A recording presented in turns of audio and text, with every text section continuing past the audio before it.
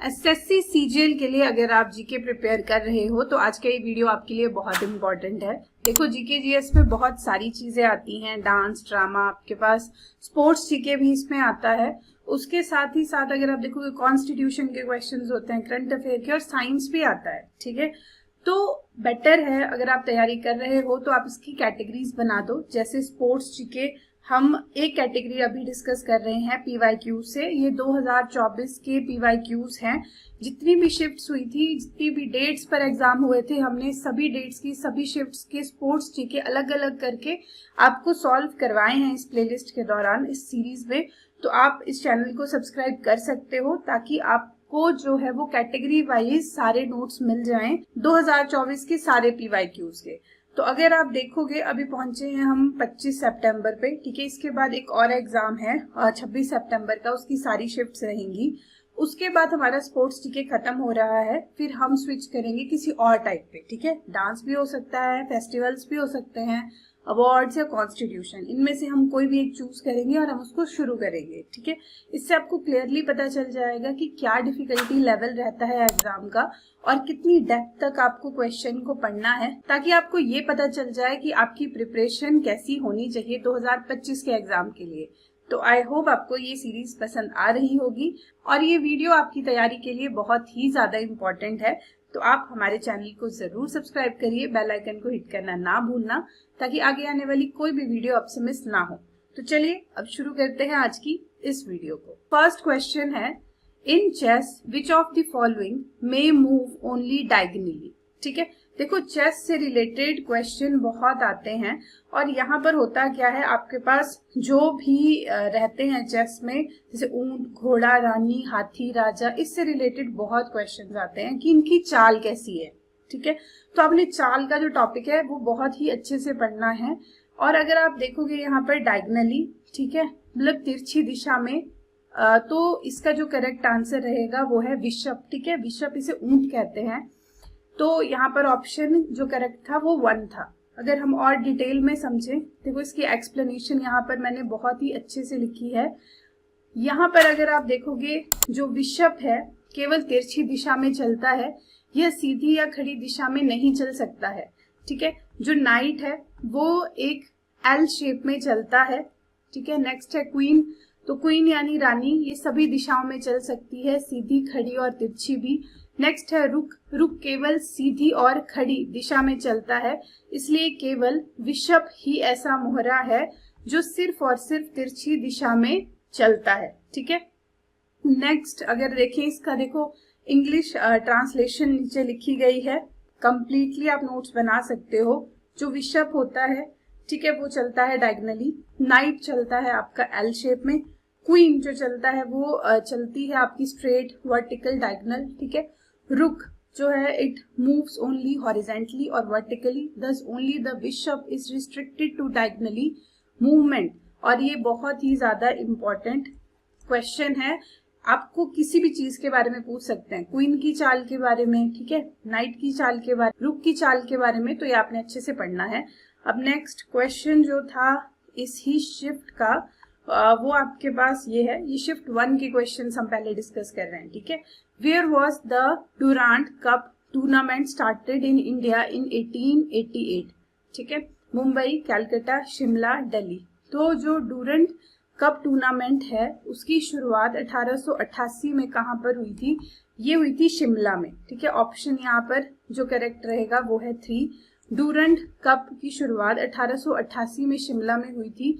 यह भारत का और एशिया का सबसे पुराना फुटबॉल टूर्नामेंट है। इसकी स्थापना ब्रिटिश इंडियन आर्मी के मेडिकल डायरेक्टर सर मार्टिमर डुरांट ने की थी। शुरू में यह एक आर्मी टूर्नामेंट था, लेकिन बाद में इसे नागरिक टीमों के लिए भी खोल दिया गया। ठीक है, और ये बहुत ही ज्यादा इम्पोर्टेंट है। देखो ये क्वेश्चन इवन पहले भी कई बार पूछा गया है, तो आपने इस चीज को बहुत ही अच्छे से पढ़ना है। जो डुरांट कप है बिगन इन शिमला। ठीक है, सबसे पहली चीज कब? 1888।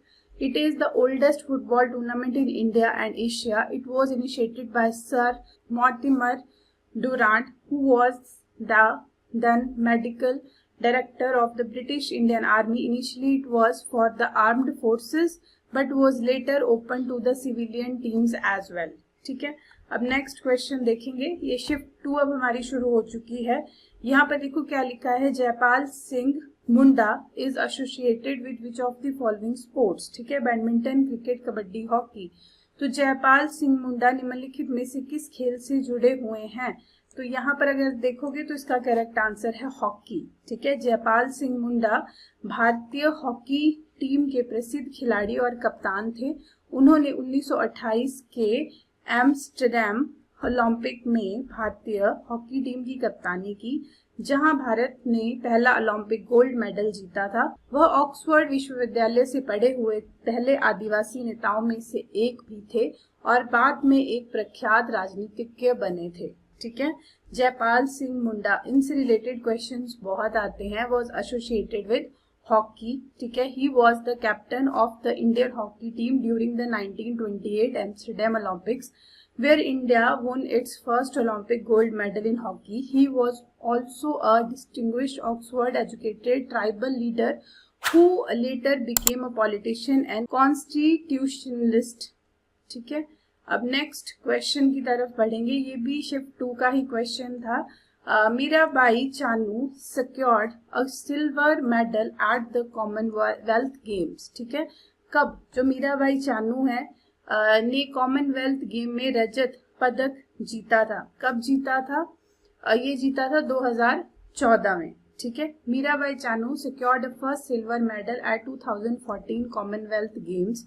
Mirabai Chanu's international breakthrough came at the 2014 Commonwealth Games in Glasgow where she won a silver medal in a 48 kg category at the time she was 19 year old.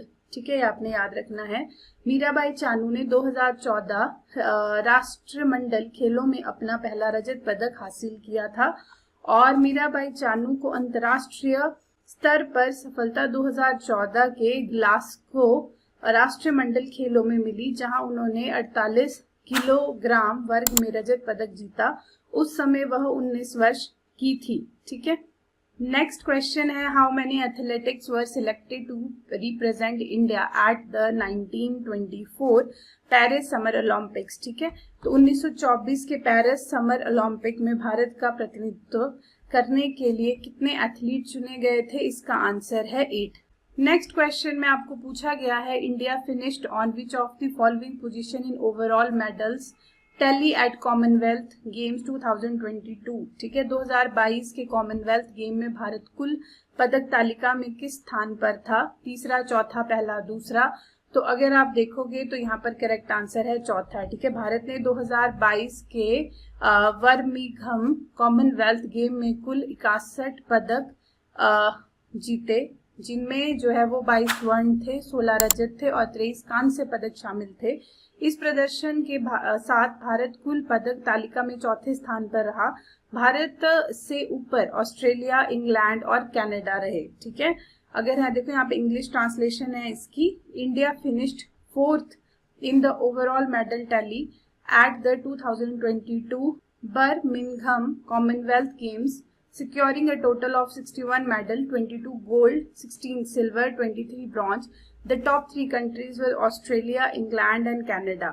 I hope आपको ये question समझ आए होंगे। अब हम नेक्स्ट डे का जो exam था उसकी सारी शिफ्ट्स की स्पोर्ट्स जीके को पढ़ेंगे और हमारी स्पोर्ट्स जीके हम खत्म करेंगे। तो मिलते हैं अब नेक्स्ट वीडियो में, तब तक के लिए थैंक यू।